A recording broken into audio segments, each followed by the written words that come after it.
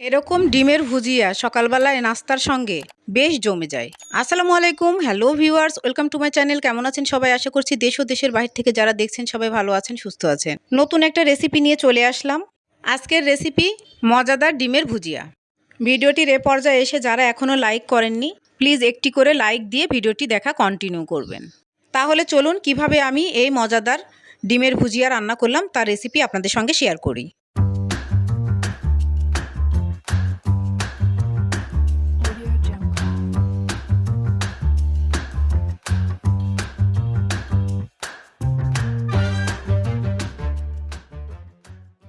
ডিমের ভুজিয়ার মেন উপকরণ ডিম।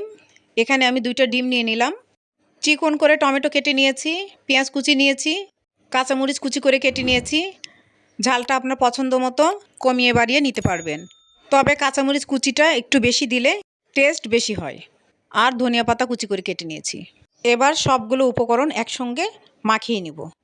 তার জন্য একটি বোলের মধ্যে সব উপকরণগুলো ঢেলে নিচ্ছি। স্বাদ মতো লবণ দিয়ে দিলাম। এবার হাত দিয়ে খুব ভালোভাবে মাখিয়ে নিব যতক্ষণ পর্যন্ত নরম না হয়ে আসে। দেখুন ভিউয়ার্স, মাখিয়ে একেবারে নরম করে দিয়েছি। এবার 2টি ডিম ভেঙে দিয়ে দিলাম। আমি আবারও হাত দিয়ে খুব ভালোভাবে মিক্সড করে দিচ্ছি। আপনারা চাইলে হ্যান্ড বিটার দিয়েও বিট করতে পারেন। ডিম মাখানো আমার কমপ্লিট হয়ে গিয়েছে। এবার আমি ভাজতে চলে যাব। তার জন্য একটি কড়াই চুলায় বসিয়ে দিলাম। কড়াইটাকে ভালোভাবে গরম করে নিয়েছি। এবার পরিমাণ মতো সাদা তেল দিয়ে দিলাম। তেলটাও গরম হয়ে উঠেছে। মাখানো ডিমগুলো এবার কড়াইয়ের মধ্যে ঢেলে দিলাম। নিচের সাইডে হালকা লাল লাল হলে স্প্যাচুলা দিয়ে উল্টে পাল্টে নাড়তে থাকবো। বাই দ্য ওয়ে, আমি রুথি। আমার চ্যানেলে নতুন হয়ে থাকলে প্লিজ সাবস্ক্রাইব করবেন। পাশে থাকা বেল নোটিফিকেশন অল সিলেক্ট করে রাখবেন, তাহলে যখনই আমি নতুন ভিডিও আপলোড করব তার নোটিফিকেশন সবার আগে আপনার কাছে পৌঁছে যাবে। লাইক কমেন্ট করবেন। যারা ফেসবুক ও ইনস্টাগ্রাম থেকে দেখছেন প্লিজ পেজটাকে ফলো দিয়ে রাখবেন, লাইক কমেন্ট করবেন। যারা অলরেডি লাইক কমেন্ট সাবস্ক্রাইব এবং ফলো দিয়েছেন তাদেরকে ম্যানি ম্যানি থ্যাঙ্কস। আজকে আমার চ্যানেলের এই ভিডিওটি যিনি ফার্স্ট ভিজিট করেছেন তাকেও ম্যানি ম্যানি থ্যাঙ্কস। কথা বলতে বলতে ডিমের ভুজিয়াটার কালার চেঞ্জ হয়ে গেছে, ব্রাউন কালার চলে এসেছে।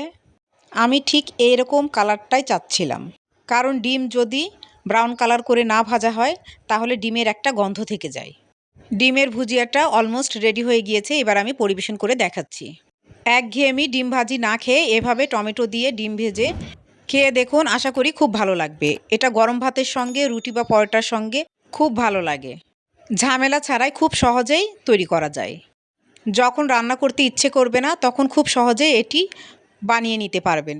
গরম ভাতের সঙ্গে এই ডিমের ভুজিয়া আর 1 চামচ ঘি খেতে যে কি মজা, না খেলে বুঝতেই পারবেন না। বাসায় অবশ্যই একবার ট্রাই করবেন এবং কমেন্টে আমাকে জানাবেন কেমন হয়েছিল। রেডি হয়ে গেল দারুণ হেলদি অ্যান্ড টেস্টি ডিমের ভুজিয়া। নিউ ভিডিও দেখার ইনভাইট করে আজকে বিদায় নিচ্ছি। ভালো থাকবেন, ভালো রাখবেন, আমার জন্য দোয়া করবেন। আল্লাহ হাফেজ।